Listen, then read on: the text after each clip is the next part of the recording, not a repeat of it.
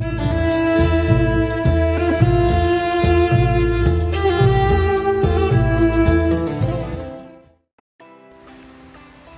warahmatullahi wabarakatuh. Bismillahirrahmanirrahim. Alhamdulillahirrahmanirrahim. Allahumma sholli ala sayyidina wa maulana Muhammadin wa ala alihi wa sahbihi ajma'in. La hawla wa la quwata illa billahil alil azim. Rabbi shrah li sadri wa yassir li amri wahlul 'uqdatam min lisani yafqahu qawli. Amin. Amma ba'd. Halo semuanya, sahabat Erlisa, para pendengar dan juga pemirsa. Alhamdulillah pada kesempatan kali ini saya Mikdad Sa'roni bisa sowan kepada Yai Maskuri. Yeah. Dan alhamdulillah pada Ramadan kali ini kita bisa ngaso ing Erlisa, ngaji posonan di Radio Erlisa, dan insya Allah kita nanti akan mengupas beberapa ilmu dan juga dari kitab-kitab salaf dan sebagainya. Untuk itu mungkin kita sapa terlebih dahulu. Ini nanti Yai Maskuri yang nanti akan mengisi ngaji pada kesempatan kali ini. Assalamualaikum Yai. Waalaikumsalam warahmatullahi wabarakatuh. Masih sehat Yai? Alhamdulillah. Puasa-puasa tetap semangat. Semangat. Oke, itu ya sahabat Erlisa, para pemirsa. Pada kesempatan kali ini mungkin kita nanti akan ngaji terkait tentang bab wudu. Karena akhir-akhir ini kita sering disuruh untuk cuci tangan. Jadi kalau kita wudu pasti cuci tangan gitu ya? Ya betul. Tapi kalau kita cuci tangan belum tentu wudu. Oke, itu untuk selanjutnya. Monggo ya, kita nanti akan ngaji tentang bab wudu. Kitab apa ini nanti ya? Kitab yang kita bahas ini At-Taqriratus Sadidah fil Masailil Mufidah. Karangan dari Habib Hasan bin Ahmad bin Muhammad bin Salim Al-Kaf. Jadi salah satu kitab yang kontemporer gitu ya? Ya, kontemporer sekali. Sunte Infus ada di sini ya. Wah, gitu ya. Kitab lama nggak ada. Oh gitu ya. Jadi lebih apa ya? Lebih terbarukan, kekinian ya. Itu, dan nanti kita akan ngaji tentang wudu, mungkin bisa sampaikan bab pengertian terlebih dahulu wudu seperti apa ya. Assalamualaikum warahmatullahi wabarakatuh. Waalaikumsalam warahmatullahi wabarakatuh. Alhamdulillahilladzi ja'ala Ramadhana syahrus siyam, wassalatu wassalamu ala khairil anam sayyidina Maulana Muhammadin sallallahu alaihi wasallam wa ala alihi wa sahbihil kiram, amma ba'du.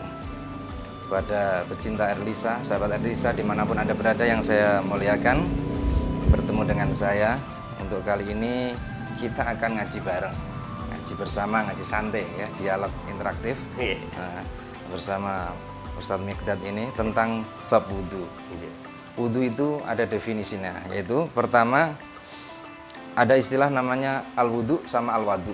Al-wudu sama al-wadu. Kalau istilah santri itu gak ono harokate tapi beda macane dan beda maknane. Karena seperti istilah juga.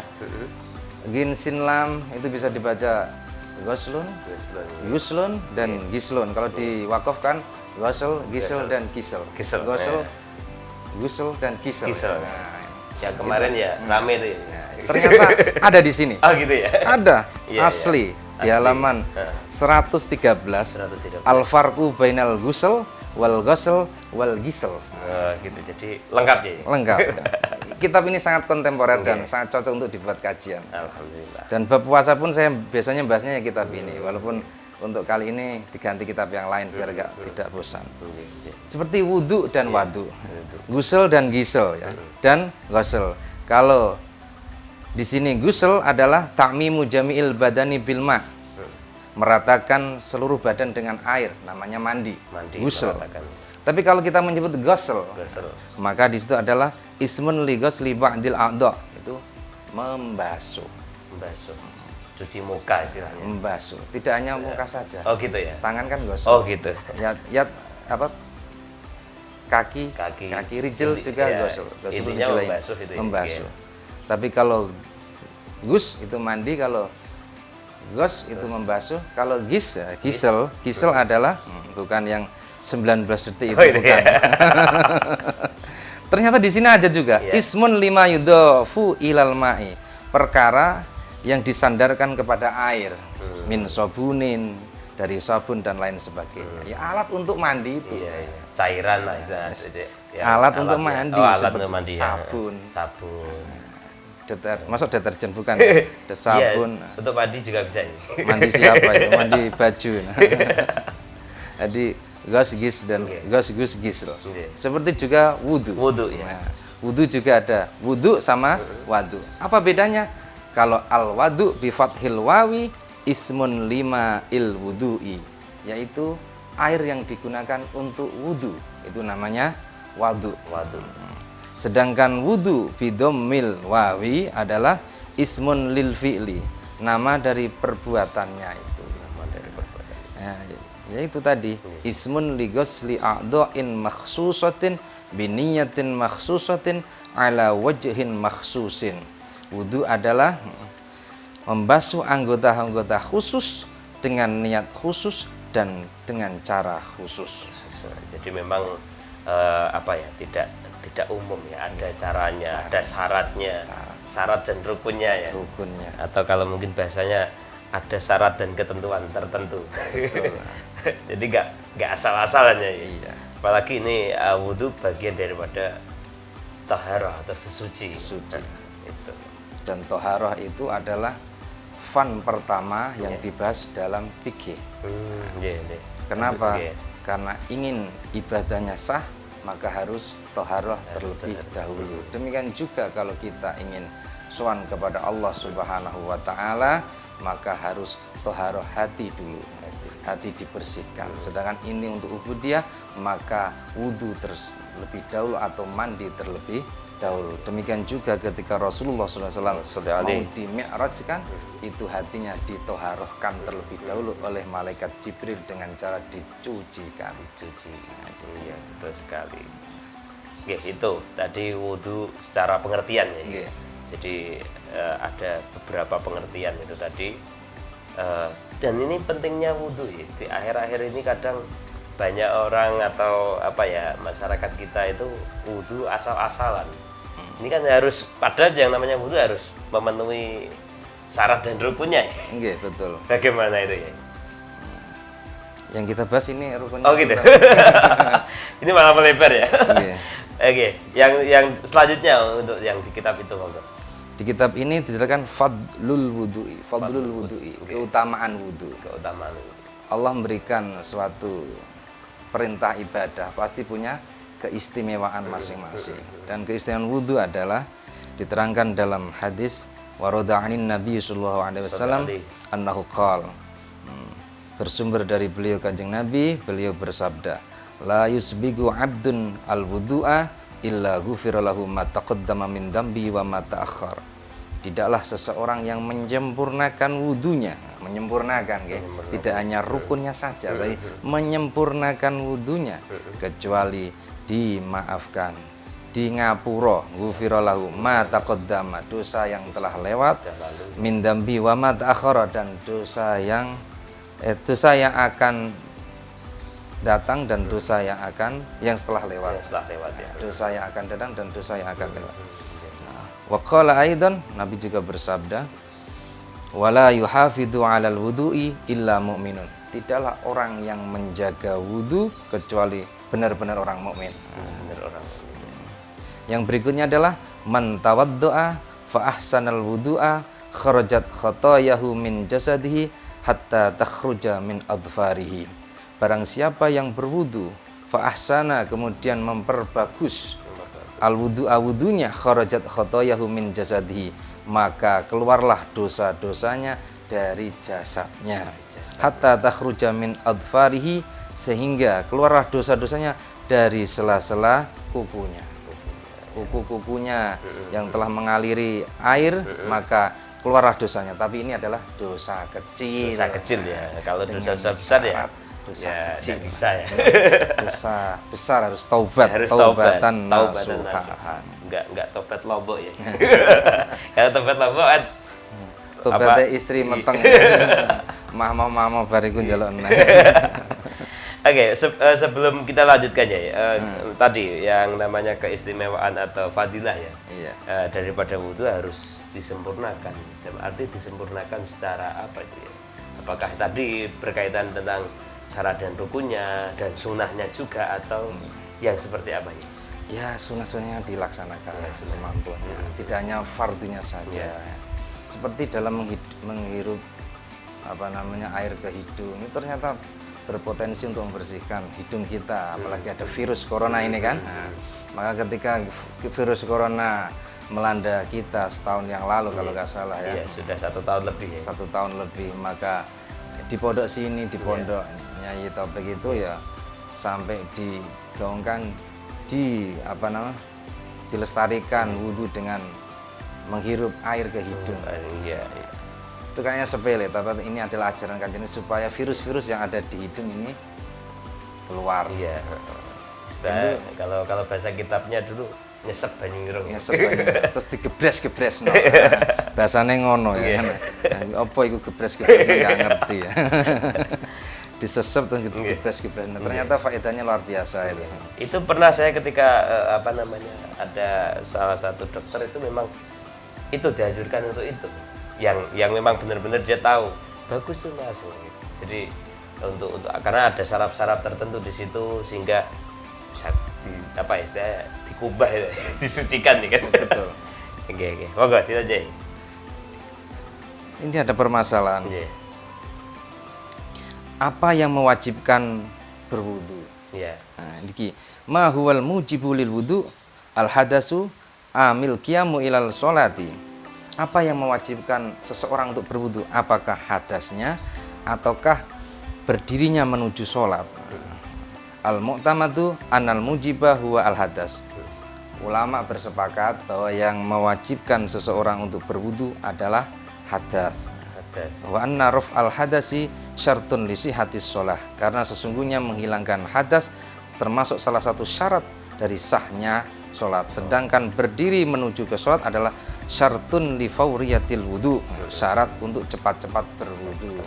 Jadi ada orang bertanya, yang menyebabkan wajibnya wudu itu apa? Hadas apa gara-gara waktu sholat? Yaitu hadas. Hadas ya. Karena ketika kita belum berhadas, walaupun waktu sholat telah tiba, maka tidak perlu wudu, tidak masalah. Tapi tajdidul wudu tidak masalah. Jadi ketika memang hadas segera untuk wudu. Apalagi ketika mau mengerjakan sholat dan sebagainya itu kan wajib itu. Dan termasuk keistimewaannya adalah kakinya sandal itu bagiannya Bilal itu kan sampai terdengar Rasulullah waktu Mi'raj. Iya, itu gara-gara rajin yang namanya sholat setelah wudu. Di Bilal itu kalau batal wudu, tapi setelah batal wudu sholat, batal wudu sholat, sholatnya sholat sunnah wudu ya. Hanya karena keistimewaan seperti itu yang dilakukan berturut-turut. Apabila kita punya satu amaliyah, satu saja, tapi kebaikan itu dilaksanakan kontinu, maka satu itu akan menyebabkan seseorang itu menjadi istimewa. Contohnya seperti tadi sahabat Bilal itu ya. Sahabat Bilal. Apa istilahnya? Teklek sik dungu suarane sampai ke Rasulullah ketika Mi'raj. Luar biasanya itu. Karena semua sahabat tuh punya keistimewaan beda-beda ya. Karena apa? Ada yang saya yakin sahabat tuh disuruh membaca kitab kuning, saya yakin nggak bisa karena nggak ada kitab ya. Tapi banyak yang nggak bisa membaca dan nggak bisa menulis. Banyak sekali. Tapi hafal gitu. Hafalnya luar biasa. Keistimewaannya itu hafal, disuruh baca nulis susah. Tapi tidak ada yang melebihi keistimewaan sahabat setelahnya walaupun sealim-alim apapun. Iya, karena derajat tingkatnya kan beda. Kita kan sudah generasi sisa-sisa dan masih kena sisa itu udah alhamdulillah. Ibaratnya cara basa Jawane koretan. Generasi koretan. Nggih, koretan ning jento iki. Tapi koretan terbesar ya di negara kita ya. Dan insya Allah kata Sayyid Muhammad bin Alawi Al-Maliki, umat terbanyak umatnya Kanjeng Nabi yang masuk surga itu dari Indonesia. Kayaknya agak mustahil tapi memang betul. muhibbin ternyata terbanyak di Indonesia. Iya, Karena pecinta sholawat. sholawat. Doanya Pecinta Nabi. Indonesia simple. Iya. Rabbana atina fid dunya hasanah wa fil akhirati hasanah wa qina adzabannar. Keinginnya di dunia hasanah, di akhirat hasanah itu orang Indonesia ya. Iya. Nah, makanya dikabulkan oleh Gusti Allah. Dan itu doanya luar biasa, sapu jagat nih. Sapu jagat. Jadi udah kena semua. Kajatan pakai itu, Iya. walimatu tasmiyah Iya. pakai itu, walimah apapun ya pasti akhirnya itu. Iya, akhirnya. Sholat ya akhirnya Iya. itu, sapu jagat. Jadi memang semacam kayak apa ya, doa yang sudah menjadi satu wajib wajib dibaca. Dan doa itu diajarkan oleh Rasulullah kepada Kiai Jauhari Umar, pemilik manakib Jauhari Umar ini, Pasuruan ya. lewat mimpi Nggih. ketika menanyakan ingin mempunyai keluarga yang sakinah mawaddah warahmah bagaimana. Kanjeng Nabi memberikan doa Rabbana atina fid dunya hasanah wa fil akhirati hasanah wa qina adzabannar. Terus ditambahi oleh beliau Kiai Haji Jauhari Umar yaitu Rabbana hablana min azwajina wa dzurriyyatina qurrata a'yunin waj'alna lil muttaqina imama, dan dibenarkan Rasulullah. Ini dari Rasulullah itu Rabbana atinanya, dan ditambahi Syekh Jawari itu dengan Rabbana hablana min azwajina wa dzurriyyatina qurrata a'yun waj'alna lil muttaqina imama. Urutannya kan kalau kita rata-rata Rabbana hablana min azwajin baru Rabbana Dulu, atina. ya. Sekarang dibalik Rabbana atina dari Rasulullah, Iya. Rabbana hablana dari Syekh Jauhari Umar. Makanya di manakib doanya itu dibalik. Nggih, nggih, nggih. Itu dari Rasulullah asli. asli. Saya punya kitabnya itu, mimpi tanggal berapa, bulan berapa dicatat. Gitu. Jadi apa namanya, doa itu tadi salah satunya untuk dzurriyyah, untuk Dzurriyyah. anak keturunan, Keluarga. diberikan keluarga ya kan. Sakinah mawaddah warahmah. Sakinah mawaddah. Ini mungkin tambahan ini ya, sahabat ya. Jadi ngaji wudhu tapi bisa sampai ke mawaddah warahmah ini. Ini kalau nggak sama Yai Mas Kuri ini nggak ada bonusnya ini. Ngaji wudhu, ngaji tentang fadilahnya tapi sampai merembet dapat doa sapu jagat, berdoa untuk dzurriyyah juga. Oke, keistimewaan wudhu ini memang luar biasa ya sahabat. Mungkin bisa ditambahkan sama Yai Mas Kuri ini. Kita masih ada waktu untuk kita ngaji nih, karena kita di bulan Ramadan kan ngaji katanya kan dilipat gandakan ya. Ya betul. Itu. Monggo ya nggih diterasaken. Dan luar biasanya wudhu itu kan. Wudhu itu kan sangat luar biasa. Orang besok nanti dibangkitkan dari apa namanya? Dari kuburnya. Itu namanya Yaumil Mahsyar.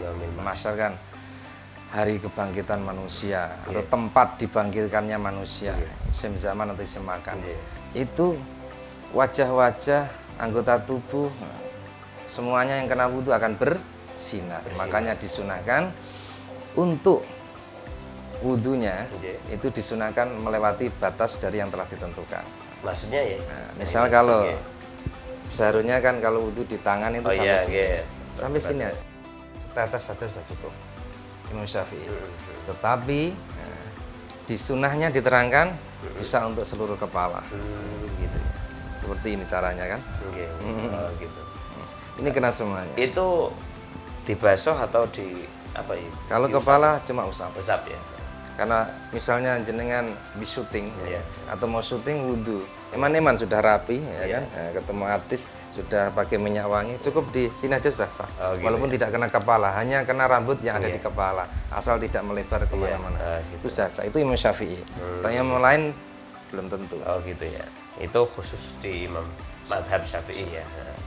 Sedangkan waktu umroh kita tidak bisa mengikuti Imam Syafi'i karena pasti bersenggolan. Oh gitu ya. Makanya kemarin saya mengikuti madhab Imam Hanafi. Imam Hanafi.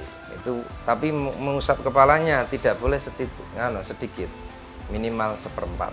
Seperempat dari Kepala ya. rambut kepala dia. Itu. Makanya dengan mengikuti madhab Imam Hanafi tersebut, bersentuhan kulit dengan lawan jenis tidak membatalkan wudhunya. Apalagi ketika di sana tawaf, pasti sangat tidak bisa untuk tidak bersentuhan. Pasti bersentuhan. Pasti. Saya sampai menjaga diri supaya tidak bersentuhan dengan cewek ya. Iya. Tidak bisa. Tidak bisa ya. Pasti tersentuh. Pasti tersentuh ya. Karena begitu banyaknya manusia itu umroh, bagaimana haji ya. Kalau haji. Oke. Itu. Jadi berkaitan tentang keistimewaan wudhu. Nah, nanti akan kita bahas di sunnahnya wudhu, termasuk tadi apa ya, harus istilah diturai. Turai. Jadi pas ya. Itu ada sunnahnya sendiri ya. Ada. Dan ada fadilahnya sendiri. Kenapa sampai diturai ya? Ya ada. Gitu ya, sampai harus apa namanya, jangan dipas lah istilahnya, ada sisanya. Kayak apa ya sisa. Oke. Keistimewaan wudhu. Jadi masih ada lagi. Banyak sekali, Oke. cuma di kitab ini sudah terbatas sampai riwayat Imam Muslim Fitoharah tadi, Nggih. bab khurujil khotoya ma'il wudu'i. Nggih. Di kitab ini sangat simpel sekali karena Simpel. kita akan membahas langsung fardu dan sunahnya wudhu. Oke, sebelum ke fardu dan sunnah ya, mungkin kita kembali tadi ke wudhu tadi. Wudhu dengan penyempurnaan dan sebagainya. Kembali ke pengertian lah. Sebelum ke pengertian, mungkin kan tadi dikatakan wudhu kita sebagai dalam rangka untuk apa namanya, syarat sah ketika kita mau sholat dan sebagainya. Terkadang bahkan tadi sahabat Bilal diceritakan wudhu setelah itu sholat. Berarti kan ini begitu utamanya wudhu, sehingga atau ketika mau sholat harus wudhu, atau bagaimana ini tadi yang saya ingin tanyakan. Jadi sahabat bilang ketika sudah wudhu pasti sholat, walaupun sunnah apa tadi, sunnah wudhu kan? Sholat sunah wudhu. Sholat sunnah wudhu. Itu bagaimana ya? Wudhu itu vital, sholat tidak akan sah Nggih. tanpa adanya sesuci. Di antara Nggih. sesucinya adalah wudhu. Nggih. Karena kalau tidak bisa wudhu kan bisa alternatif yang lain adalah tayamum. Tayamum. Sangat vitalnya, ya kan? Nggih. Walaupun dia sakit parah pun, Nggih. asal dia air tersebut tidak menyebabkan tambah parah dan Nggih. tidak menghambat kesembuhannya, Nggih. tetap wudhu. Tetap wudhu. Seperti stroke ya. Iya. Stroke tidak bisa bergerak apa-apa, itu Nggih. tetap wudhu. Tetap wudhu. Bagaimana cara wudhu? Nggak mungkin kita ngambil toler Nggih. seperti mau mandikan mobil, tidak Nggih. mungkin, malah tambah parah. Caranya wudhu untuk orang stroke itu simple. Nggih. Nah, pakai semprotan. Oh gitu. Karena Setelah dari itu ya. dari apa namanya, keterangannya adalah goslun, membasuh. membasuh. Membasuh itu airnya mengalir. Nggih. Mengalir itu kalau seandainya orang-orang rata-rata itu saya lihat itu hanya diusap pakai kain, itu tidak sah, itu mengusap. Maka solusinya pakai semprotan. Simple. Simple ya. Nggak perlu besar-besar, Iya. kecil, yang penting dia mengalir. Ketika sampai wajah, maka yang si sakit di dalam hatinya berniat nawaitul wudu ali rafil hadasil asghari fardhalillahi ta'ala, atau nawaitul wudu saja. Nggih. Itu sudah cukup. Artinya pakai semprotan. Iya. Khusus yang membasuh. Iya. Karena ada yang cukup diusap, yaitu Iya. kepala, Kepala ya. atau yang apa, bagian yang diusap-usap yang lain. Kalau yang wajah, tangan, kaki itu wajib dibasuh pakai semprotan. Semprotan Simple. itu ya. Ini yang belum- penting sesuai apa batas-batas itu tadi ya. Oke, itu. Dan mungkin saat ini ya sahabat Erlisa, mungkin tinggal beberapa waktu lagi nih. Jadi mungkin bisa disimpulkan terkait ngaji kita pada hari ini, pada kesempatan kali ini kita bisa ngaji terkait tentang bab wudu berikut dengan keistimewaan atau keutamaannya, dan nanti akan kita bahas lagi keutamaan lebih detail gitu. Oke. Termasuk tadi disampaikan apa, tangan sampai diturai itu tadi, terus apa namanya membasuh apa dan sebagainya. Ini akan kita lanjutkan nanti di bab apa, sunnah ya, fardu ya, Fardu dan sunnah-sunnahnya. Mungkin sedikit kesimpulannya ya, terkait ngaji kita pada kesempatan kali ini di kitab apa tadi ke? Takriratus sadidah. Takriratus Sadidi. Nggih. Monggo. Ya karena pentingnya wudhu, disarankan oleh bahkan ulama sufi pun menyarankan, nek batal wudhu berwudulah. Nggih. Artinya di kita dalam keadaan selalu suci, daimul wudhu, Daimul. langgeng wudhune. Karena di dalam dawuhnya Kanjeng, dawuhnya Allah Subhanahu wa taala, innallaha yuhibbut tawwabina wa yuhibbul mutatahhirin. Sesungguhnya Allah mencintai orang-orang yang bertaubat dan orang-orang yang bersuci. dengan wudhu, dengan salah satunya dengan cara melanggengkan wudhu dan melanggengkan suci kita, akan mendapatkan derajat kewalian di sisi Allah, yang akan dicintai oleh Allah Subhanahu wa Ta'ala lewat salah satu jalurnya adalah daimul wudhu.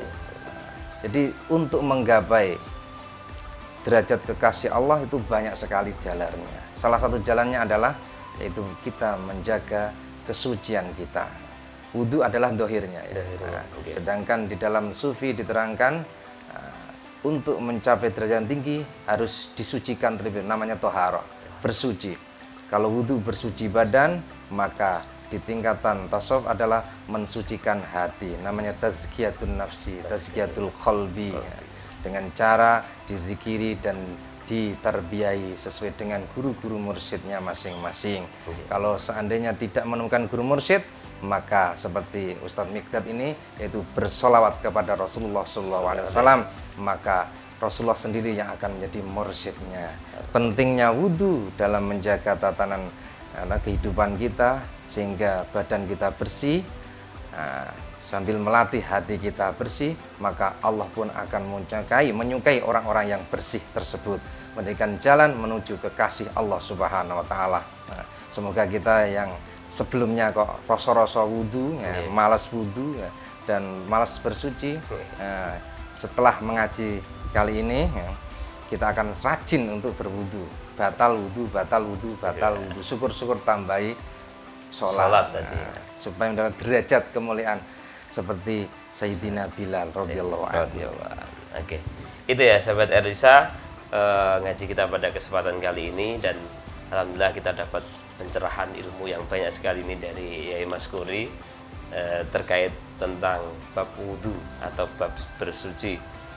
Dan insya Allah kita bahas lagi di kesempatan yang akan datang di program Ngaso ing Erlisa, ngaji posonan di Radio Erlisa.